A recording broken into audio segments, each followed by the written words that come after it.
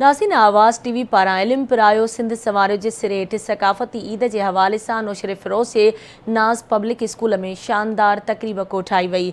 Report कयो आहे ज़ाहिद कायम खानी। आवाज़ टीवी पारां सकाफ़त के हवाले से इल्म पिरायो सिंध समारोह जो सिरेट नौशर फिरोज़ जे नाज़ पब्लिक स्कूल में एक सकाफ़ती तकरीब थी गुजरी, जैमें स्कूली ॿारनि टेबलोस पेश करे दाद हासिल कयो। जॾहिं स्कूली ॿारनि क़ौमी गीतनि ते झुमरियूं पिढ़ायूं। स्कूल जे अंगण के सकाफ़ती रंगण सां सिंगारियो वियो।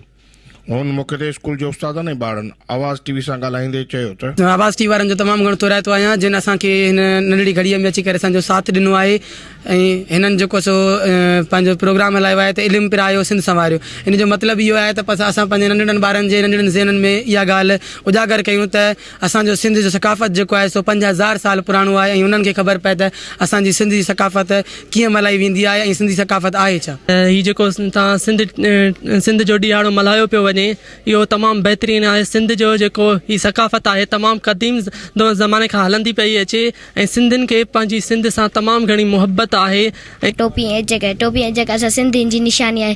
सिंधी माण्हू जॾहिं टोपी ऐं जग पाईंदा आहिनि वरी शान ऐं फ़ख़ुरु महसूसु कंदा आहिनि। क़दीम ज़माने खां इहो रवाजु हलंदो पियो हुजे।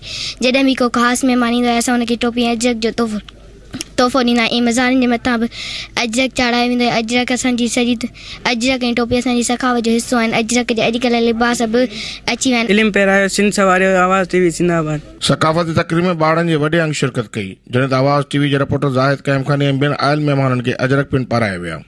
कैमरामैन सदाम सुमरे सां गॾु ज़ाहिद कायम खानी, आवाज़ टीवी, नौशर फिरोज़।